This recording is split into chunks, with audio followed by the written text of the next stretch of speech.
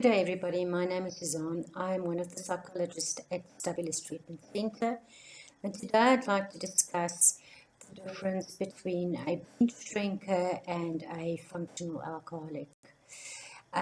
We are often faced in group therapy with individuals, one who seems to have a binge drinking pattern and the other who seems to have developed a pattern which we would refer to as a high functioning alcoholic. So it is often then a question that we are also asked is, if you're a binge drinker, do you qualify and do you meet the criteria for alcoholism? Or are you still able to continue drinking afterwards? In other words, to continue drinking after rehabilitation? My side, my recommendation is whether you're binge drinking or whether you've developed a pattern of functional drinking, it's always important to develop a new lifestyle and to definitely quit drinking altogether.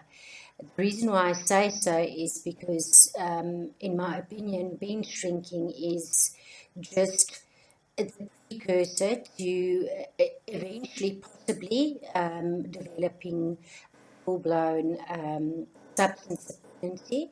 The reason why I say this is that when we look at the development of substance dependency, there's normally three phases, which we call the social phase, the emotional dependency phase, and the physical dependency phase. And your binge drinkers very often qualify within the emotional dependency phase. So they are often triggered to go on a drinking binge because of some or other emotional turmoil or trauma that they're going through, or something that they emotionally can't tolerate and can't necessarily deal with, and then find their escape in going on a drinking binge.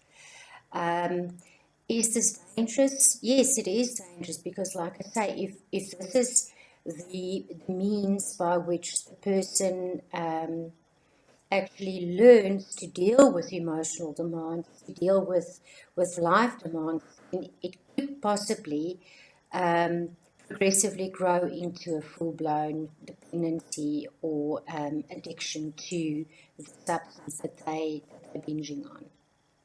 I'd like to discuss 5 differences between binge drinking and a functional alcoholic.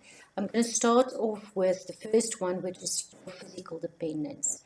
So, the alcoholic normally develop what we call a physical dependence or a physical tolerance, which is indicative of the person needing to use more of the specific substance, in this case, for instance, alcohol. So initially when they started using alcohol, they had a positive effect from, let's say, 1 or 2 drinks. And then over a period of time, they develop what we call a tolerance for the substance, and they need more of the substance in order to gain the same positive effect. So that is indicative of an emotional dependency that's developed, but also of a physical dependency or a physical tolerance.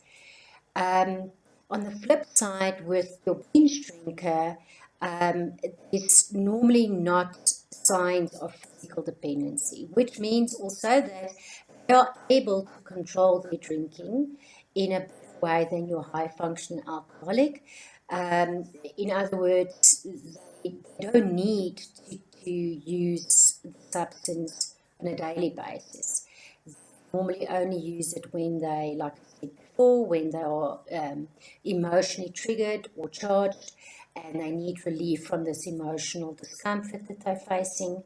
Then they will go on this binge. It will give them relief, but they have not necessarily developed a tolerance physically for the substance. Number 2, how much they drink. Binge drinking is normally defined by how much you drink. So when you go on a binge, you obviously indulge, you use way more than what is socially acceptable. You tend to actually lose control over your intake, and of course, it has negative impact on your relationships, your social functioning, your emotional functioning. It's not an ongoing process, so it's typically sporadic. So maybe, for instance, 1 week during a month that the person would go on a binge. On the other end, when we look at the functional alcoholic, they have a habitual pattern of drinking. So it would mean maybe a pattern of starting their day with a fix, needing to take a drink in order to prevent having withdrawal symptoms later on during the day, or needing a drink to get that feeling that I will be able to cope with whatever demands I may be facing during today or during the day. So the functioning alcoholics drinking pattern is more often um, consistent in the sense that it happens every day, whilst your binge drinker is sporadic. Number three, how often they drink. Like I say, functional alcoholics have a pattern of ritualized drinking. So it's every day or every weekend or a specific time during the day, because they need that fix very often to avoid withdrawal symptoms, and then to give them the feeling that I'm able to cope with it, with what my day may be confronting me with. At the other end, your binge drinker do not need to drink every day. They may even tell you that I can quit tomorrow, and they will be able to quit and maintain sobriety, most probably for a period of up to 3 weeks. And that becomes a problem, because that's where their defense lies. They will tell you, if I really had a problem with alcohol, then how would I be able to quit using substance or alcohol for such a long period of time? But whenever there's a new emotional trigger or emotional demand that they feel they can't cope with, or they can't deal with, and they tend to again go onto a drinking binge in order to escape this discomfort, emotional discomfort that they're facing, and to seek relief from the emotional discomfort. Number four, situations where they consume alcohol.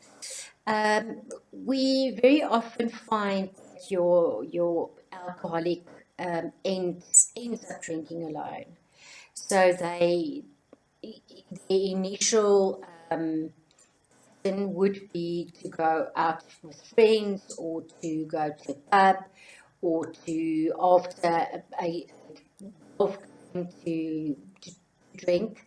But that pattern soon changes to one where they actually start to isolate themselves, and where they start preferring to rather drink alone, and then specifically to drink at home, and to even, like I said, start off the day with a we call a regmaker, or a fix, in order to prevent withdrawal symptoms.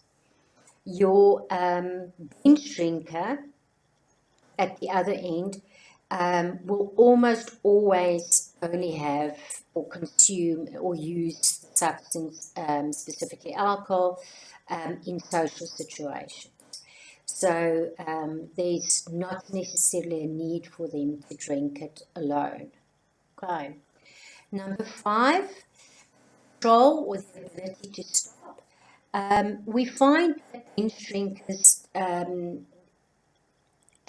an easier time to quit using alcohol. So, like I mentioned before, they are confronted with this binge that they've had, or spouse may be upset over a incident where they had too much to drink.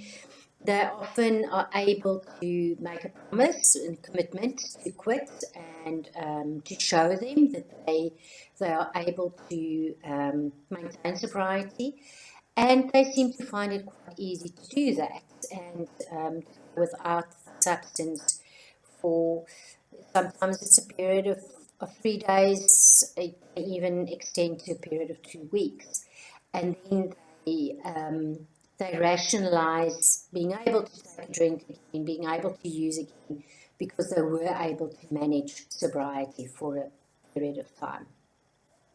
On the flip side, again, your alcoholic, we see occurs when drinking becomes essential to their functioning. So they may have the experience that if I don't use alcohol this morning before I go into this meeting, I'm not going to be able to function. I'm not going to be able to free the responsibility of what I need to present in this meeting or whatever. So their drinking becomes essential to in their perception, their normal functioning. So I'm sure that you've heard now that there's big differences between a high-functioning alcoholic and a binge drinker. However, I often explain to my patients, and I give them the analogy that binge drinking for me is, if you can compare it to diabetes, it's like being pre-diabetic. So when you are diagnosed with diabetes, it's already a problem. It's already something that you need to look at and you need to address. And if you don't change your lifestyle, and if you don't become informed about what it could potentially become, if I don't manage my lifestyle, my eating habits, etc., and it with time and progressively it could develop into full-blown diabetes. Same principle for me here is a binge drinker I would compare to a pre-diabetic. So if the binge drinker is not going to look at what is the function and the purpose of me going on a binge and using alcohol to escape my reality, if they're not going to address that, and they're not going to make certain lifestyle changes, it will eventually progressively develop into a full-blown addiction. I know that there may be professionals that don't agree with me on this topic. This is my opinion, and therefore my recommendation to my patients who has a pattern of binge drinking would be abstain and try and maintain sobriety. I hope this was information that you can use in your field of practice, and also for the families of our patients. Please feel welcome to phone the centre if there's any questions in this regard. Our number is 012 333 7702, and you can ask to speak to any of the therapists. Thank you. Goodbye.